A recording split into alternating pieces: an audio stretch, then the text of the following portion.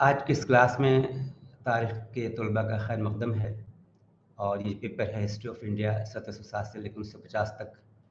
इसके 3 यूनिट हम लोग कवर कर चुके हैं। इसमें पहला यूनिट था इंटरप्रेटिंग द 18th सेंचुरी, दूसरा था इमर्जेंस ऑफ इंडिपेंडेंट स्टेट्स और तीसरा था एस्टैब्लिशमेंट ऑफ कॉलोनियल पावर। और आज हम जिस यूनिट की बात कर रहे हैं वो चौथा यूनिट है expansion and consolidation of colonial power, यानी कि नौआबादियती इक़्तिदार की तोसी और इस्तेहकाम। इस यूनिट का जो मकसद है वो मकसद है कि इन तरीक़ों को समझने के लिए जिनसे हिंदुस्तान के बारे में बरतानवी तासुर तश्कील पा रहा था, to understand the ways in which the British perception of India is being shaped. दूसरा जो मकसद है ये जानने के लिए कि ये बरसों में हिंदुस्तान के बारे में बरतानवी तासुर कैसे बदला, to learn how the British perception about India change over the years. और इन वजूहात की वजाहत करने की भी कोशिश की जाएगी कि हिंदुस्तान के बारे में बरतानवी तासुरात सालों में क्यों बदले, क्या वजूहात थी, to explain the reasons as to why the British perception about India change over the years.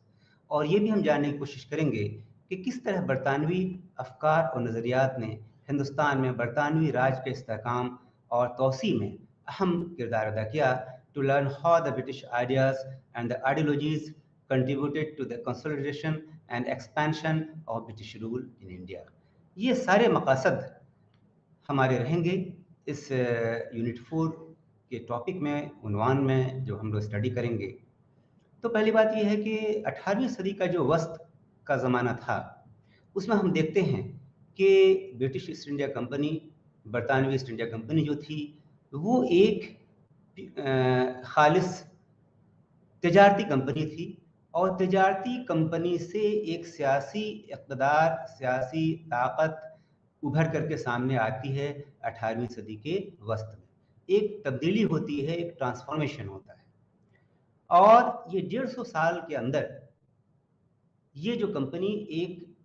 तिजारती company रही और फिर एक सियासी इक़्तिदार हासिल कर लेती है। इसके वजूहात बहुत सारे होंगे। तो 1737 के दहाई के बाद जो तोसी हुई बरतानवी इक़्तिदार की हिंदुस्तान के अंदर, उनके वजूहात क्या हैं, इसको जानने की हम कोशिश करेंगे। पहले बात हुई कि यूरोप में जो पैदावार था, प्रोडक्शन था, उसमें तोसी होती है, तिजारत बढ़ती है और साथ ही साथ उस ज़माने में यूरोप में नेशन स्टेट, कौमी रियासत का वजूद उभर कर सामने आता है। एक नज़रिया सामने आता है जिसमें नेशन को, राष्ट्र को फ़ौक़ियत दी जाने लगी। तो aggressive nation states in Europe ये एक वजह होती है। उसके बाद और भी जो वजूहात हैं उसमें मुग़ल सल्तनत का ज़वाल एक बहुत बड़ी वजह थी, जिसने कि बरतानवी हुकूमत को, ईस्ट इंडिया कंपनी को हिंदुस्तान के अंदर तोसी करने में काफ़ी मदद की और इसके हालात को इन्फ्लुएंस करने की मदद की। अगला जो वजह है वो ये है कि अगर कंपनी को एक सल्तनत कायम करना है, सियासी इक़्तिदार हासिल करना है, तो ये ज़रूरी है कि टैक्स जो महसूल है उसको बढ़ाया जाए ताकि ज़्यादा से ज़्यादा इनकम हो और कंपनी के जो खर्च हैं उन खर्च को पूरा किया जा सके। कंपनी के लिए तिजारत से ज़्यादा से ज़्यादा पैसे कमाना इसलिए भी ज़रूरी था कि ये जो है इस तिजारत के ज़रिए वो टेरिटोरियल एक्विजिशन करते, इलाकाई हसूल करते और उसके ज़रिए वो अपनी तिजारत को फ़रोग़ देते, इलाकाई हसूल के ज़रिए तिजारत को फ़रोग़ दे करके वो इतना पैसे कमाते कि वो एक उम्दा फ़ौज को मेंटेन कर सकें। जो इलाकाई हुक्मरान थे, इंडिजिनस रूलर्स थे, उनके बीच में भी रस्साकशी बराबर चलती रही और जो सियासी हालात थे, बहुत ही फ्लूइड सिचुएशन था और ऐसे हालात पैदा किए, हिंदुस्तान के अंदर कि बरतानवी इक़्तिदार को, बरतानवी हुक्मरानों को ये मौका दिया कि वो सियासी तौर पर इन मामलात में दखलंदाजी कर सकें। बरतानिया ने जो हिंदुस्तान के अंदर अपने इलाकाई तौसी के लिए इसे काफ़ी जद्दोजहद करनी पड़ी और जो सियासी इस्तेहकाम इन्होंने पैदा किया उसके लिए इनको बहुत सारे लड़ाइयाँ लड़नी पड़ी, जंगें करनी पड़ी, जो लोकल रूलर्स थे, मुकामी हुक्मरान थे उनके साथ। उसके अलावा जो हिंदुस्तानी रियासतें थीं उनकी जो अंदरूनी कमज़ोरियाँ थीं वो भी एक काफ़ी मददगार साबित हुई बरतानिया के तौसी हिंदुस्तान के अंदर। जो उस वक्त कहिए कि सल्तनत का जो आइडियोलॉजी था, इमर्जिंग इंपीरियल आइडियोलॉजीज था और जो ट्रेडिशंस था, उसने ब्रिटिश रूल को हिंदुस्तान के अंदर मुस्तहकम बनाने में बहुत ही अहम रोल अदा किया। शुरू के जो यूरोपियन ट्रैवलर्स थे, सयाह आए हिंदुस्तान के अंदर, जिसमें एडवर्ड टेरी का नाम आता है, जॉन ऑबिंगटन का नाम आता है। इन्होंने मुगल रूल को 1689 में कहा yet another example of Muslim despotism, मुसलमानों की इस्तबदाद की एक और मिसाल इसे कायम दिया। और ये जो शुरू के ब्रिटिश लोग थे उन्होंने ये सोचा कि मुग़लों पर अगर हम ज़्यादा स्टडी करेंगे, उसका ज़्यादा मुताला करेंगे तो हमें काफ़ी जानकारी इनके बारे में, हिंदुस्तानियों के बारे में मिलेगी, इसलिए कि हम हिंदुस्तानियों के बारे में बहुत कम जानते हैं। और कुछ ऐसे लोग जिनमें सर विलियम टेम्पल भी थे, उनका मानना था कि क्लासिकल एज जो क्लास की ज़माना था उसमें लैकोरगस और पाइथागोरस जैसी जो फलसफे थे ये हिंदुस्तानियों ने ही पढ़ाए। 17वीं सदी में हिंदुस्तान की जो ट्रेडिशंस ऑफ लर्निंग थी, सीखने की रवायात जो थी वो बरकरार नहीं रह पाई। और टेरी कहता है कि ब्राह्मण्स जो थे, जो कि ज़माना कदीम में तालीम के रहनुमा रहे, उनकी मुट्ठी में तालीम थी, वही इसके तालीम को फ़रोग़ देते थे, उनका ही ज़वाल होने लगा। दूसरी जो ज़वाल की निशानियाँ थीं वो बरतानवी लोगों ने उस वक्त महसूस किया जब बरतानिया का ताल्लुक़ हिंदुस्तान के मगरबी ख़त्ते में बसने वाले लोगों के साथ होता है और उनका ये मानना था कि जो हिंदुस्तानी हैं वो मेहनती हैं, फरमाबरदार हैं, कम खर्च हैं, बुज़दिल लोग हैं, जिनकी दिमाग की सख्त आदतें थीं। They are industrious, submissive, frugal and cowardly people who had rigid habits of mind. उसके अलावा वो लोग कहते थे कि लोग बिल्कुल, इनका सख्त दिमाग इसलिए भी है, वो कट्टर इसलिए भी हैं, बदलना इसलिए नहीं चाहते कि इनका जो कास्ट सिस्टम था, जो जात पात का रिवाज था, इसने भी इनको जकड़ के रख दिया था। और ये जो हिंदुस्तानियों का तस्वुर था ज़्यादातर यही लोगों के जहन में था। और जब बरतानिया ने हिंदुस्तान के अंदर ज़्यादा मुस्तकिल तौर पर अपने स्टेशंस को बनाया तो इनको बाद के ज़माने में जो रियलिटीज़ थी, जो हकीकत थी, उससे वो जाने हो। अगला जो स्लाइड है इसमें वॉरेन हेस्टिंग्स को दिखाया गया है,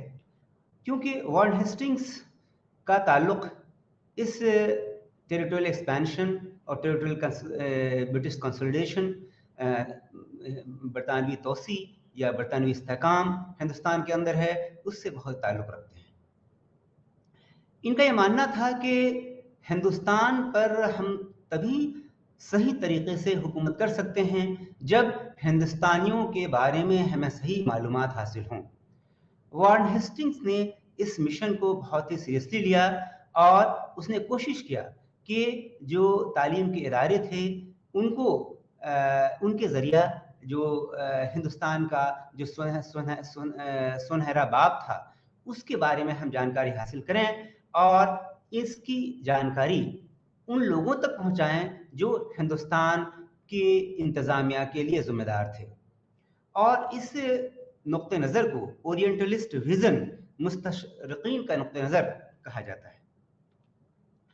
इस ज़मन में सिलसिले में जो अहमियत के हामिल हैं विलियम जोन्स हैं, जिनकी तस्वीर आप इस स्लाइड में देख रहे हैं। और विलियम जोन्स कौन थे? एक इंग्लिश जूरिस्ट थे, एक कानूनदां थे, और इन्होंने अपने ज़िंदगी का मिशन हिंदुस्तान को रिडिस्कवर करने में, हिंदुस्तान को की तारीख को जानने में लगा दिया और अपने आप को विग जो सियासत थी, बरतानवी सियासत, वहाँ जो विग ट्रेडिशन था, उससे अपने को आइडेंटिफाई करते हैं। लेकिन जब हिंदुस्तान आते हैं तो इन्हें समझ में आता है कि ये कोई यकसा तौर पर, कोई अकेला इनफरादी तौर पर इस मुहिम को पूरा नहीं कर सकता। उनका यकीन था कि अगर मुश्तरका तौर पर एक साइंटिफिक स्टडी किया जाए और एक ग्रुप पैदा किया जाए डेडिकेटेड लोगों का, जो इस हिंदुस्तान के पास्ट को, हिंदुस्तान के माजी को जानने के लिए अपने आप को निछावर कर दें, तो ये काम बहुत ही आसान हो जाएगा। इसी सिलसिले में इन्होंने कलकत्ता में एशियाटिक सोसाइटी का क़याम किया और इसको जिम्मेदारी दी गई कि एशिया के अंदर और बाहर जो भी ताल्लुकात रहे, जो भी हालात रहे, उनकी उसके बारे में जो जानकारियां हैं उसे मुहैया किया जाए। विलियम जोन्स की जो काविशें थी और वॉरेन हेस्टिंग्स की जो नुक्ता नज़र था, इन दोनों में हमआहंगी थी और ये जो सोसाइटी थी उसको फुल कोऑपरेशन, पूरी मदद गवर्नर जनरल से भी मिली और हिंदुस्तान को बहुत ही नज़दीक से, चाहे वो उसका समाजी पहलू हो, चाहे मजहबी पहलू हो, चाहे लसानी पहलू हो या सियासी पहलू हो, इन सभी पर बहुत ही गहराई से मुताला करने की कोशिश की गई। और ये जो एक नुक्ता नज़र था, वो शुरू के जो ट्रैवलर्स थे, जो सयाह आए थे, उनके नुक्ता नज़र से बिल्कुल अलग था। इसलिए कि वो लोग जो शुरू में आए थे, वो आते थे, घूमते फिरते थे और जो कुछ अपनी आंखों से देखते थे, वो उसका एक जो इम्प्रेशन नोट करके चले जाते थे, उसके आगे कुछ नहीं होता था। लेकिन एशियाटिक सोसाइटी का क़याम एक इनकलाब लाता है और क्योंकि इसने बहुत सारी किताबें जो कि फ़ारसी में थीं, संस्कृत में थीं, पुराण थे, कालिदास की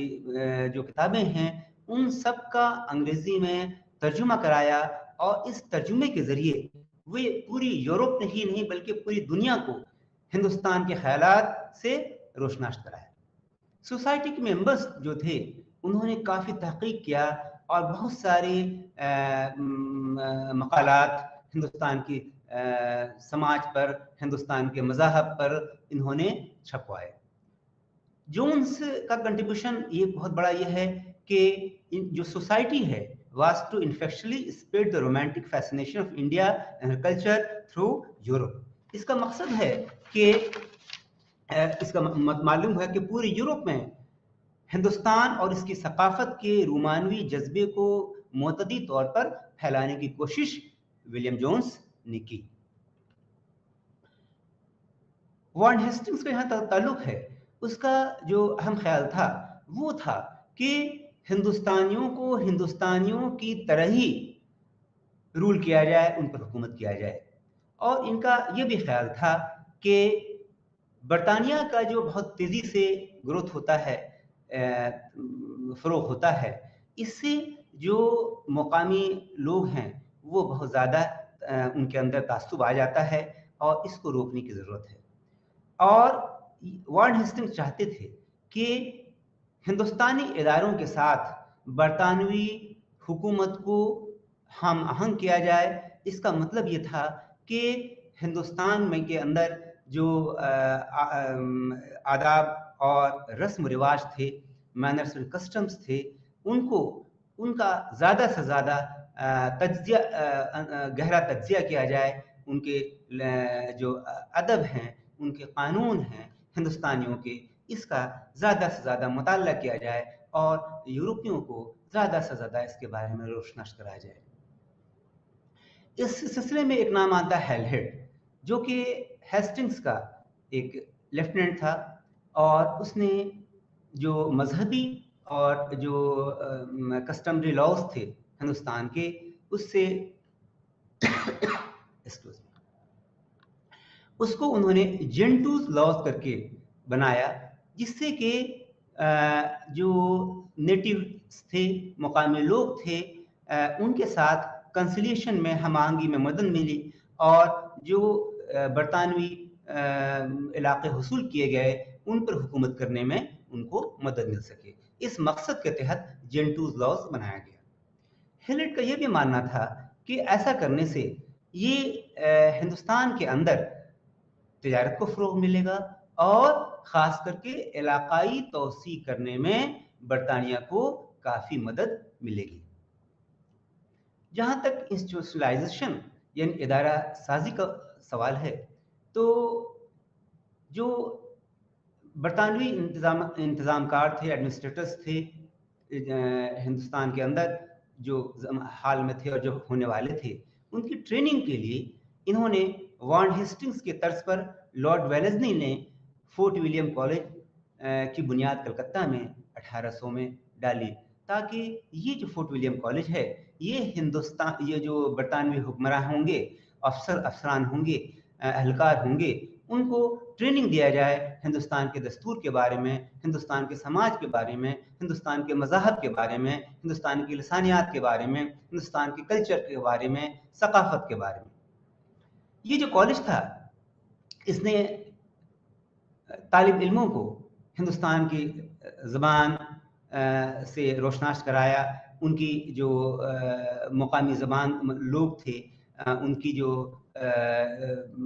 इंडिया का जो ज़माना माजी था,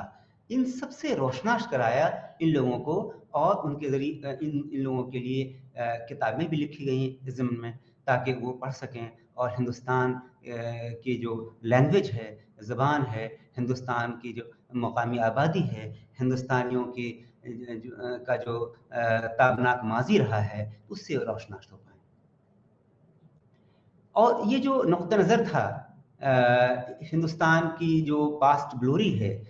उसको समझना, और ये बरतानवी हुक्मरां के लिए ये बहुत ही ज़रूरी था, और इन दोनों मिशन को, विज़न ऑफ लर्निंग को और प्रैक्टिकल नीड्स को, दोनों को हम आहंग करने की कोशिश की गई, और इसको कोशिश किया गया कि इसको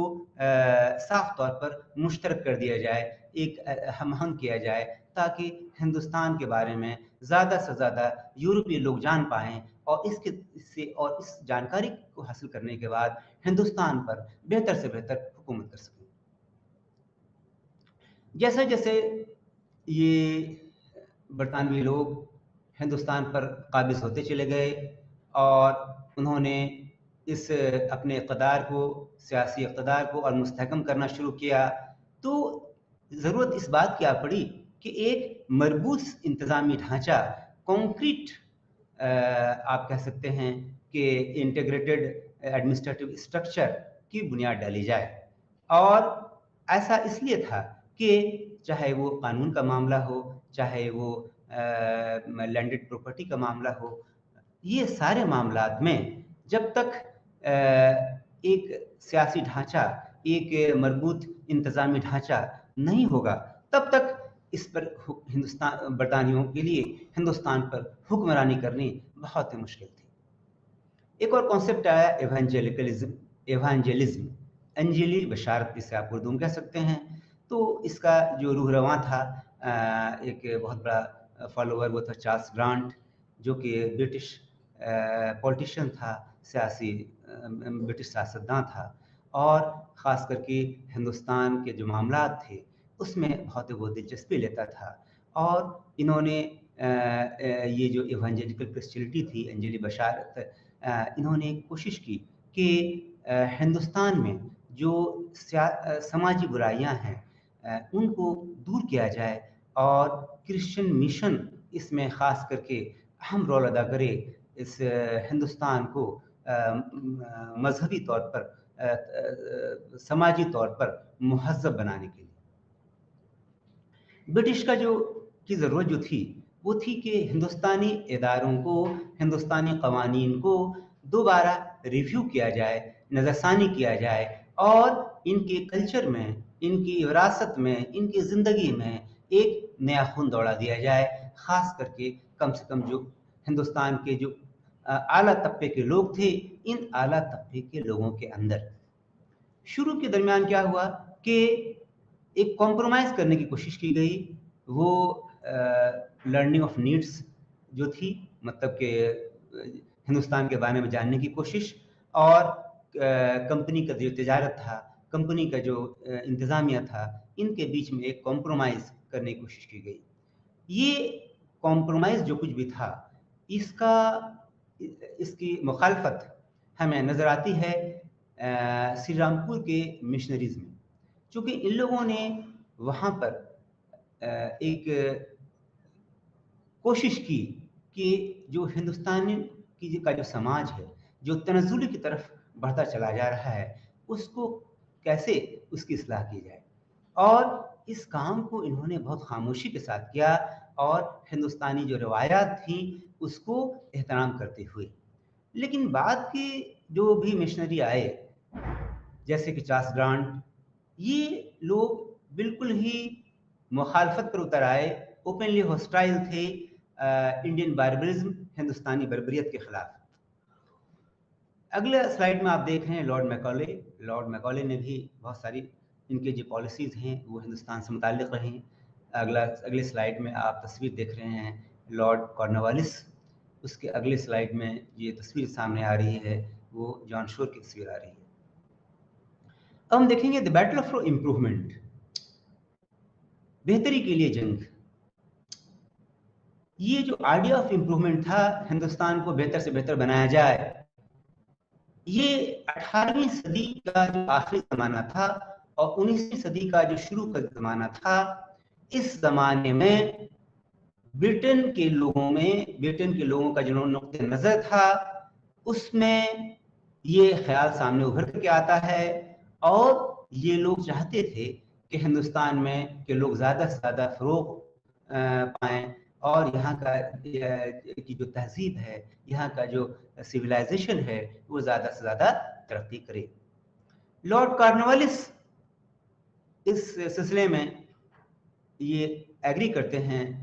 तैयार होते हैं कि जो रेवेन्यू सिस्टम है, महसूल मालगुजारी का निज़ाम, इसको परमानेंटली सेटल कर दिया जाए, हाँ, इस्तिमरारी तौर पर बंदोबस्त कर दिया जाए ज़मींदारों के साथ। बार बार उसको नज़रसानी करने का मौका न मिले, एक बार फिक्स कर दिया जाए, और ऐसा करने से जो ज़मींदार का तबका होगा उसको एक देनदारी होगी कि एक फिक्स्ड अमाउंट, एक मखसूस रकम स्टेट को अदा करेगा, जिससे कि अंग्रेज़ी हुकूमत वो अच्छे से चल पाएगी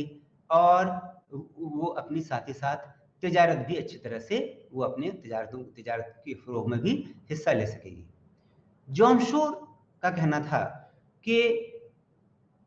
जो कुछ भी इम्प्रूवमेंट है, जो कुछ भी तरक्कियाँ की जाएँ, वो आहिस्ता-आहिस्ता की जाए, एक्सपेरिमेंट करते हुए, नए-नए इनोवेशंस, नए-नए इजादात करते हुए, लेकिन ये तेज़ी से ना हो, ये ग्रेजुअली हो, ये स्लो हो। इस सिलसिले में थॉमस मुनरो का भी ज़िक्र आता है, और थॉमस मुनरो का ये पोर्ट्रेट है जो आपके स्लाइड पे नज़र आ रहा है, इस स्लाइड पे। और अगला जो इस पर हम बात करेंगे इसी सिलसिले में, वो है तहफ़्फ़ुज़ और Munro, preservation and Munro. Lord Cornwallis की नुक्ता नज़र था, इसको मुनरो ने, मैलकॉम ने और मेटकॉफ ने, इन 3 लोगों ने इसकी मुखालफत की। उनका मानना था कि कॉर्नवालिस का जो सिस्टम है, वो उसके हिसाब से हिंदुस्तान की जो तारीख़ है, हिंदुस्तान का जो तजुर्बा है, उसका कोई भी रिगार्ड नहीं किया जा रहा है, उसकी कोई इज्जत नहीं की जा रही है। उन्होंने इस ख्याल का मुखालफत की कि जो अंग्रेजी रवायात पर हिंदुस्तान में सियासी समाज की तश्कील दी गई है, वो तश्कील गलत है। इसकी मुखालफत उन्होंने की और इन्होंने कार्नवालिस के इस नज़रिए की मुखालफत भी की कि अंग्रेज़ों का जो रूल ऑफ लॉ था, कानून का जो हुक्म था, वो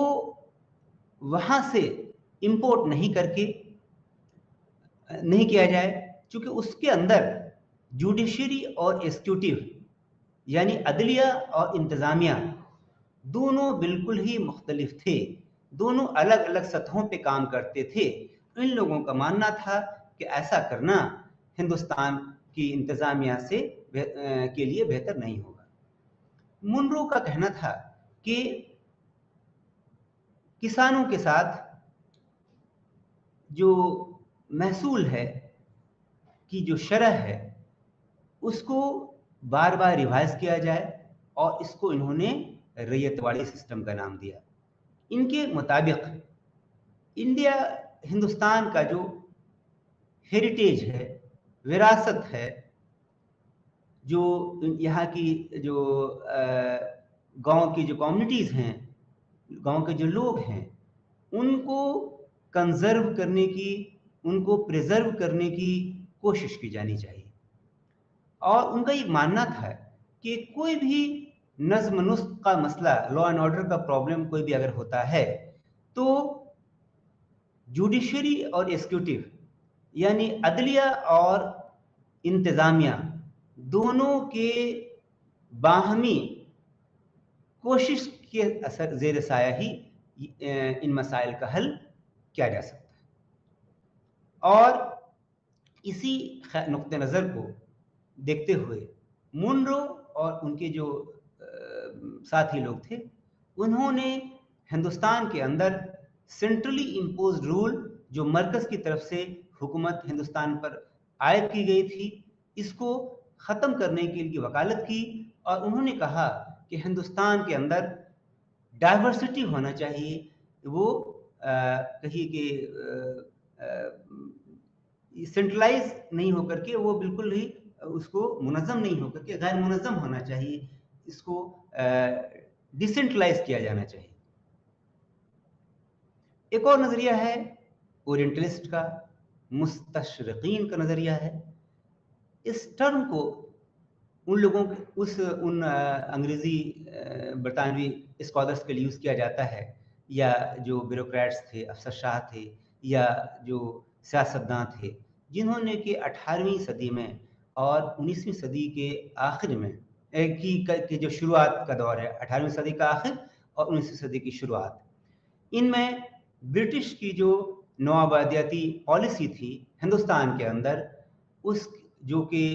एंग्लिसिस्ट लोग लेके आए थे, इसकी मुखालफत इन ओरिएंटलिस्ट, इन मुस्तशरिकीन लोगों ने की।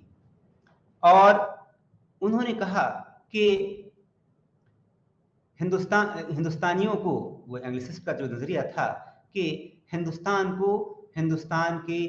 कानून, हिंदुस्तान के इदारों के मुताबिक गवर्न किया जाना चाहिए, उन पर हुकूमत किया जाना चाहिए। जो ओरिएंटलिस्ट थे, मुस्तशरिकीन थे, इसके बरखिलाफ इन्होंने कहा कि जो लोकल लॉज हैं और ट्रेडिशंस हैं,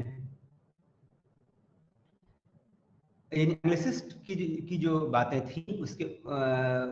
वो जो एक सेंट्रलाइज पॉलिसी थी, उसकी मुखालफत करते हुए इन्होंने ये कहा कि जो लोकल लॉज हैं, जो मकामी कानून हैं, जो मकामी रवायात हैं, उनको तरजीह दी जानी चाहिए। कुछ ओरिएंटलिस्ट मुस्तशरिकीन, इन्होंने हिंदुस्तान की जो आपके एंशिएंट पास्ट था या ट्रेडिशनल इंडियन लॉज था, जो रवायती हिंदुस्तानी कानून थे, जो यहाँ की रवायती कानूनी ढांचा था, उन पर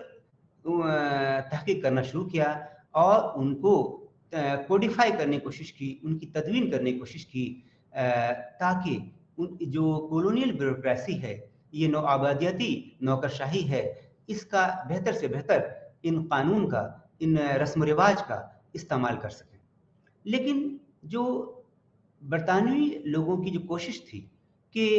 हिंदुस्तानियों को ज़्यादा से ज़्यादा बेहतर तरीके से हम समझाएं, इनके कानून को हम कोडिफाई करें, इनको तदवीन करें, उनको उनके जो मकामी रवायात हैं उन रवायात के तहत उनको उन पर हुकूमत करने की कोशिश करें। इससे इनके हिंदुस्तानियों के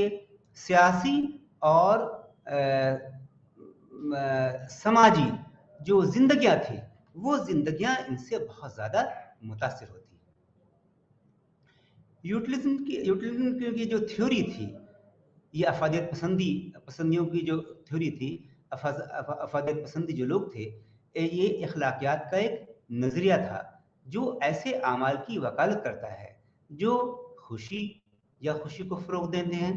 और ऐसे अमाल की मुखालफत ये करते थे जो नाखुशी या नुकसान का बास बनते हैं। और इनका मानना ये भी था कि जब समाजी, इक़्तिसादी या सियासी फैसले करने की तरफ हिदायत की जाती है तो एक मुफीद फ़लसफ़े का मकसद वजूद में आता है, और इसका मकसद मजमूई तौर पर माशरे की बेहतरी से है। इसका मतलब ये है कि चाहे वो समाज हो, चाहे इक़्तिसादियात हों, चाहे सियासत के लेवल पर डिसीजन की बात हो,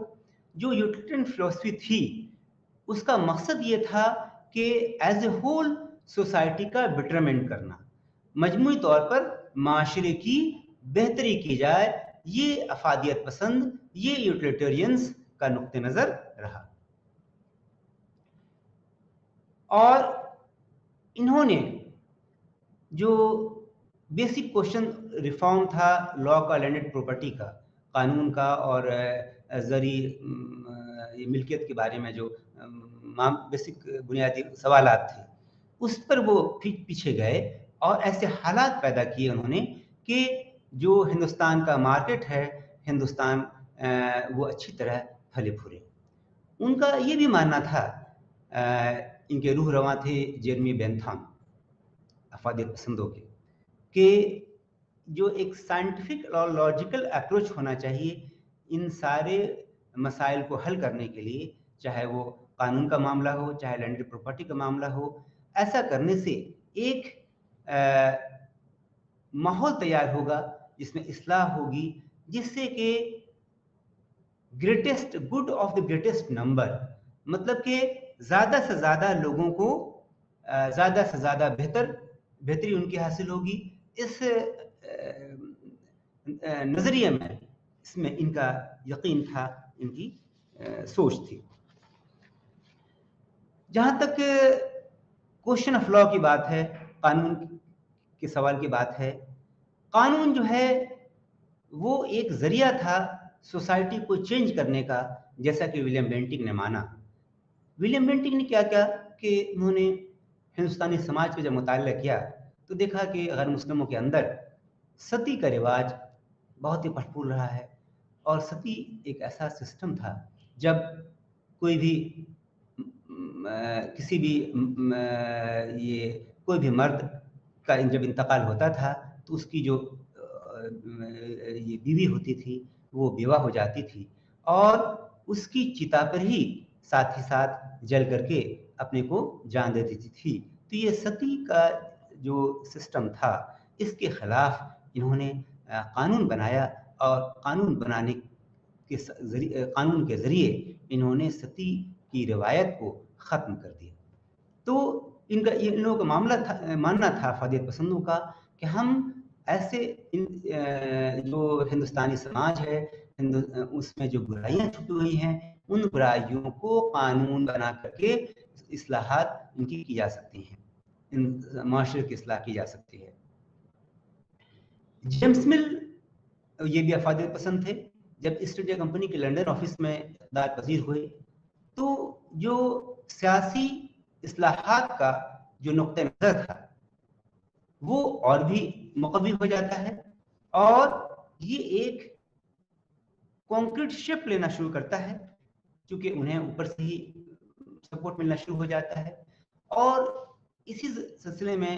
हिंदुस्तान में बहुत सारे कानून, बहुत सारे पेनल कोड्स, माने ज़ाब्ते ताज़ीरात वो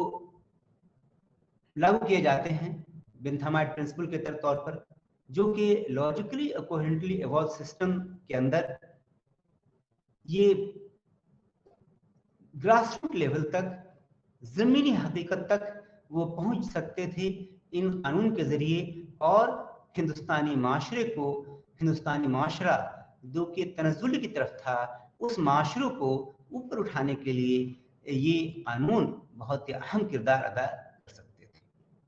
और इस सिलसिले में ये भी कहना जरूरी होगा कि इंडियन गवर्नमेंट को डायरेक्शन दिया गया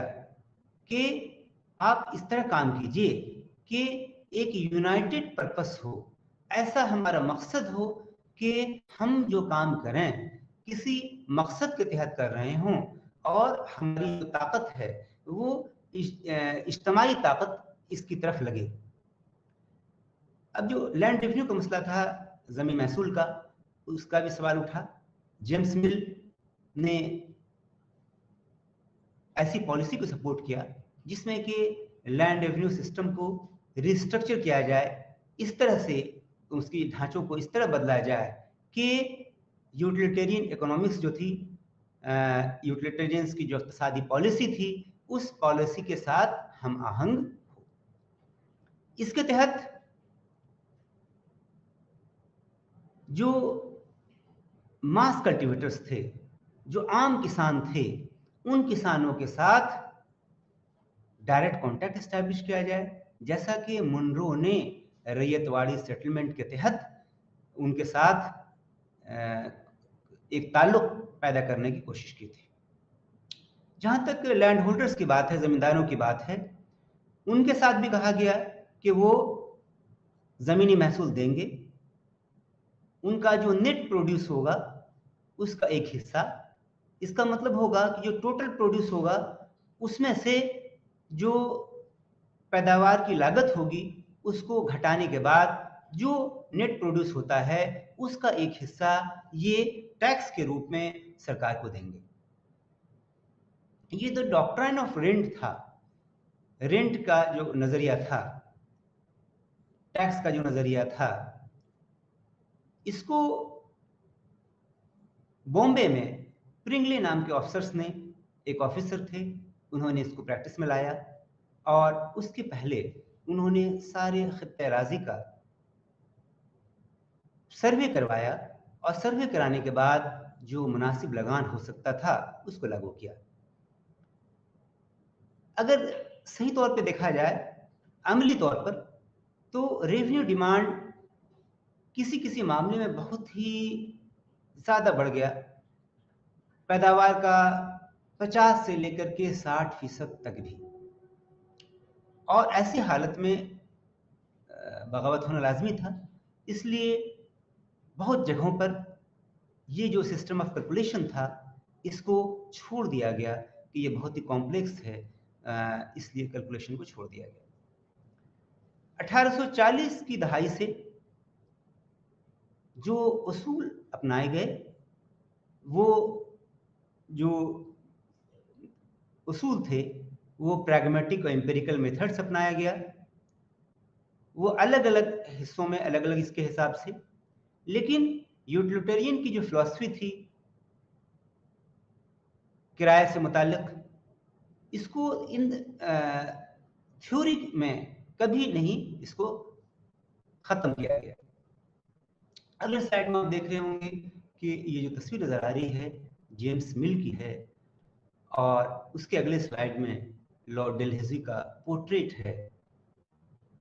अब हम देखेंगे कि the emerging vision of the empire, सल्तनत का उभरता हुआ तस्वर। ये जो यूटिलिटेरियंस थे,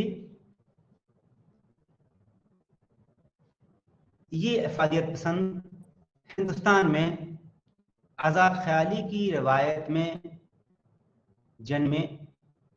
लेकिन फिर भी ये हिंदुस्तान के अंदर डेमोक्रेटिक सिस्टम ऑफ गवर्नमेंट सरकार का जो जमहूरी निज़ाम है इसको कबूल नहीं करना चाहते थे। खास के जेम्स मिल ने हिंदुस्तान के अंदर कोई भी रिप्रेजेंटेटिव गवर्नमेंट को अभी में या आने वाले दिनों में कभी भी इसको एक्सेप्ट करने की इजाज़त नहीं दी। इसकी मुखालफत वो करने लगे कि हिंदुस्तान के अंदर जमहूरी निज़ाम कायम हो। लॉर्ड डलहौजी ने मिल के इस नुक्ते नज़र को बरतानवी मिशन की जंगजुआना पेशरफ्त इसको इस पॉलिसी को और आगे बढ़ाया जो देसी रियासतें थे उनके खिलाफ, और इन्होंने डलहौजी ने ऑल इंडिया डिपार्टमेंट्स बनाया, जैसे पोस्ट एंड टेलीग्राफ सर्विस हुआ, पब्लिक वर्क्स डिपार्टमेंट हुए, जिसमें कि एक सरबराह एक ही होता था, सिंगल होता था। उसका ये मानना था कि ऑल इंडिया एम्पायर, हिंदुस्तान के अंदर जो बरतानवी सल्तनत है वो एक यूनिटरी होना चाहिए, मरकजियत वहां पे हासिल होनी चाहिए। उसी के फ्रेमवर्क में, उसी के फ्रेम में, उसके ढांचे में सरकार को बेहतर से बेहतर इंतजामिया फराहम करना चाहिए। और ये जो इनका नज़रिया था, मुनरो का जो नज़रिया था कि हिंदुस्तान इलाकाई जो खित्ते थे उनका एक लूज फेडरेशन हो, उससे बिल्कुल ही मुख्तलिफ था। इसके बावजूद लॉर्ड डलहौजी ने बहुत सारे मामलात में आज़ादाना ख्याल अपनाया। डलहौजी ने कोशिश की कि जो लेजिस्लेटिव काउंसिल है, कानून साज असेंबली है, इसमें गैर सरकारी लोगों की शमूलियत हो और ये एक फोरम बने डिस्कशन का। इसके अलावा डलहौजी ने अंग्रेजी पार्लियामेंट में जो ज़ाब्ते कानून थे डिस्कशंस के कानून साज असेंबली में, उसको अपनाने की कोशिश की। साथ ही साथ इसने कानून साज असेंबली में हिंदुस्तानियों की शमूलियत की भी वकालत की। डलहौजी मकाले के इस ख्याल से कि अंग्रेजी तालीम हिंदुस्तानियों तक पहुंचे, इसमें यकीन करता था, इत्तफाक राय रखता था, और उसके अब साथी थे थॉमसन, उसके साथ मिल करके इसने कोशिश की कि साथ ही साथ वर्नाकुलर एजुकेशन जो है, मुकामी तालीम है, उस तालीम को भी फ़रोग़ दिया जाए। ये जो कोशिश थी कि हिंदुस्तानी समाज में तब्दीली, यहाँ के कानून, यहाँ की जो ज़मीनी मिल्कियत है, यहाँ की जो तालीम है, उससे लिंक करके सोसाइटी को बदला जाए, ये जो नज़रिया था धीरे धीरे ख़त्म होता चला जाता है, सुस्ती आने लगती है इसमें। और जब लॉ कोर्ट्स रेवेन्यू के बनते हैं, महसूल से मुताल्लिक़ कानून की तदवीन होती है, उनसे कंसल्टेशन इस्तेहकाम किया जाता है रेवेन्यू एडमिनिस्ट्रेशन में, एजुकेशन के मामले में, तालीम के मामले में। तो जो फोकस होता है वो शिफ्ट कर जाता है एफिशिएंसी ऑफ गवर्नेंस में। यानी ये जो कारकर्दगी है, हुक्मरानी की कारकर्दगी, इस पर ज़्यादा तवज्जो दी जाने लगती है। और लॉ कोर्स जो था, रेवेन्यू एडमिनिस्ट्रेशन का, रेवेन्यू इंतज़ामिया का, महसूल का, एजुकेशन का, इस पर इसके बजाय जो फोकस होता है वो अब हुक्मरान की कारकर्दगी पर ज़्यादा फोकस दिया जाने लगता है। और बरतानवी हुकूमत में जो एक ये था कि pragmatism with rationality and efficiency, ये चीज़ें बरतानवी हुकूमत में ज़्यादा अहम साबित होने लगती हैं। जो अफादियत पसंद थे, उनके ख्यालात, उनके जो आर्गूमेंट्स थे, अभी भी गवर्नेंस में, कारकर्दगी में इस्तेमाल किए जाते थे। मिसाल के तौर पर मकौले के अंदर में लॉ कोर्ट्स में तब्दीली हुई, लेकिन जो ओवरऑल स्पिरिट था रिफॉर्म का, इस्लाहात का, उसमें उसकी तनज़ुली होती है, उसका ज़वाल होता है। और यूटिलिटेरियन अफादियत पसंद का जो टास्क था कि हिंदुस्तान में तब्दीली लाना है, इसको बाद के जो बरतानवी हुक्मरां थे, उन्होंने बेहतर हिंदुस्तान सरकार देने के नाम पर, बेहतर कारकर्दगी के नाम पर इसको ख़त्म कर दिया और कोशिश की कि जो ब्यूरोक्रेसी है, अफसरशाही है, जो स्टील फ्रेम है ब्रिटिश एडमिनिस्ट्रेशन का, उसको ज़्यादा से ज़्यादा मुस्तकम बनाया जाए। तो हमने अभी देखा कि किस तरह से इस चैप्टर में अलग अलग नज़रियात हमें सामने आते हैं। जो बरतानवी हुकूमत यहाँ कायम होती है हिंदुस्तान के अंदर, इस हिंदुस्तान में जो हुक्मरानी होती है, हिंदुस्तान के ऊपर कैसे हुकूमत की जाए, इस हुकूमत करने के लिए क्या इक़दामात में किए जाएं, किस नज़रिए को अपनाया जाए, इस पर एक बहस चलती है बरतानवी लोगों के बीच में, जिनमें अहम नुक्ता नज़र हमने देखा ओरिएंटलिस्ट का, अहम नुक्ता नज़र हमने देखा एवेंजलिस्ट का, अहम नुक्ता नज़र देखा हमने यूटिलिटेरियंस का। सब लोगों ने कोशिश की कि बेहतर से बेहतर हुकूमत हिंदुस्तान को दी जाए, लेकिन सबका मकसद एक ही था। वो मकसद था कि किस तरह से हिंदुस्तान के अंदर बरतानवी मफाद को बालातर रखा जाए, किस तरह से हिंदुस्तान के अंदर बरतानवी तजारत को फ़रोग़ दिया जाए, किस तरह से हिंदुस्तान के जो खित्ते हैं उनको धीरे धीरे अपने कब्जे में कर लिया जाए। और कब्जे में कर लेने से उनको फ़ायदा था कि यहाँ से जो ज़र महसूल था उस पर उनका कब्ज़ा हो जाता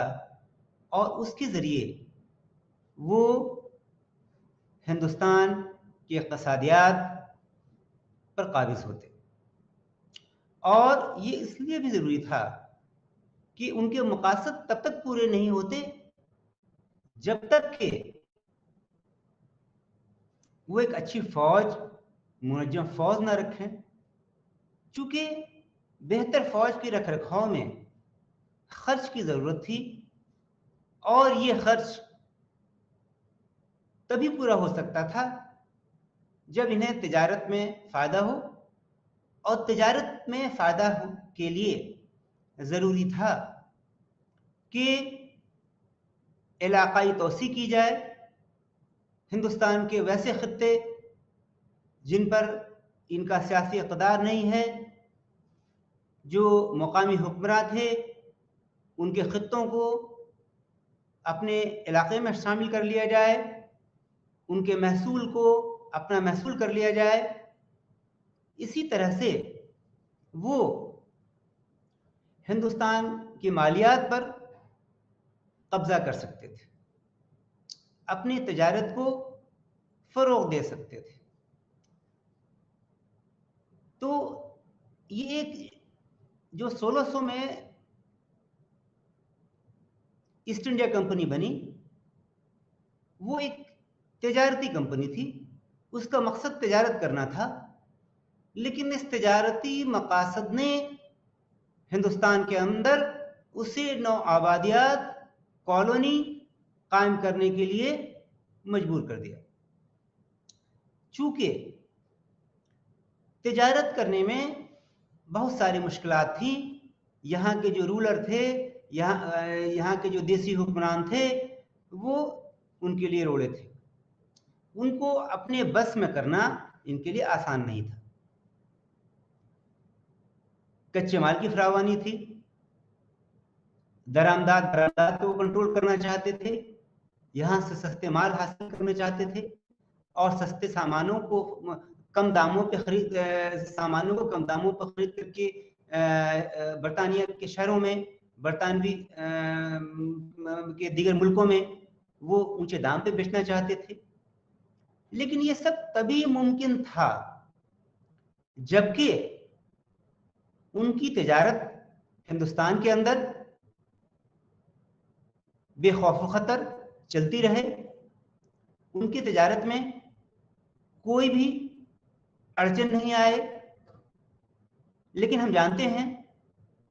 कि चाहे वो बंगाल के नवाब रहे, चाहे दूसरी इलाकाई सल्तनत हुक्मरानी थी, सब के सब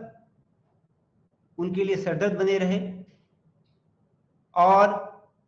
इन्होंने बंगाल ही नहीं बल्कि दूसरे खित्ते हैदराबाद, मैसूर, सिख, जैसा कि हम लोगों ने पहले चैप्टर्स में देखा, इलाकाई रियासतों पर, वहाँ से भी इन्होंने जंग करके कैसे कैसे इन खित्तों को भी अपने अंदर शामिल करने की कोशिश की, अपने इलाकों को वुसअत देने की कोशिश की। और जब वुसअत दी तब सवाल पैदा हुआ कि यहाँ पर किस तरह का निज़ाम हुकूमत कायम किया जाए, कैसी हुकूमत हो, हुकूमत का मकसद क्या हो। चूंकि ये क्रिश्चियन भी थे, अंजीली मजहब को मानते थे, ईसा मसीह को मानते थे, तो सिविलाइजेशन मिशन भी था इनका, तहजीबी मिशन, कि हिंदुस्तान को कैसे मुहज़्ज़ब बनाया जाए। तो इवांजलिस्ट जो थे वो चाहते थे कि हिंदुस्तान में क्रिश्चियनिटी को कैसे फ़रोग़ दिया जाए और फ़रोग़ देने के लिए क्या क्या हथकंडे अपनाया जाए। तो ये भी एक मिशन था। हिंदुस्तान पर बेहतर तरीके से कैसे हुकूमत की जाए, इसके लिए हिंदुस्तानियों की तारीख को, हिंदुस्तान के रोशन बाब को समझा जाए, हिंदुस्तानियों की जो विरासत है, इनका जो समाज था, इनके जो मज़ाहब थे, इनकी लसानियात थी, इन सब का मुताला किया जाए और इनके मुताले के लिए, अपने अफसरान के लिए इन्होंने कॉलेज भी कायम किया और अफसरानों को इनमें बाज़ाब्ता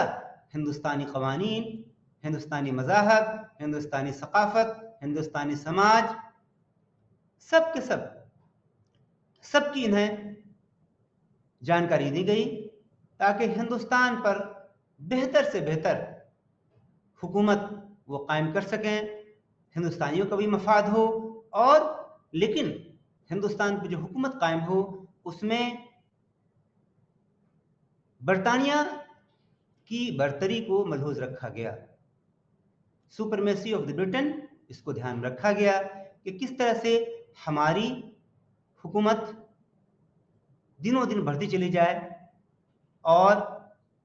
इसी वजह से इन्होंने कोशिश की कि जिन खत्तों पर हमने सियासी इक़्तिदार कायम किया है, वहाँ कैसे अपनी हुकूमत को कैसे हम इस्तेहकाम दें, चाहे नज़रियात कुछ भी हों, चाहे वो ओरिएंटलिस्ट हो, चाहे वो एंजेलिसिस्ट हो, चाहे वो दूसरे नज़रियात हों। तो सब ने हिंदुस्तान पर कैसे हुकूमत की जाए इस तरफ ध्यान दिया। तो ब्रिटिश एक्सपेंशन जो इंडिया में हुआ, उसमें हमने देखा कि ब्रिटेन ने अपने आप को सिविलाइजिंग मिशन यानी तहजीबी मिशन में रखा कि हम हिंदुस्तान को महज़ब बनाने वाले हैं। एक तरफ इसने लालच, जारहियत और लूट खसोट की घिनौनी तारीख को जला देने का काम किया, तो दूसरी तरफ इसने इंसान की हर तरह से मकसद का एक बड़ा एहसास पैदा किया, और ये मकसद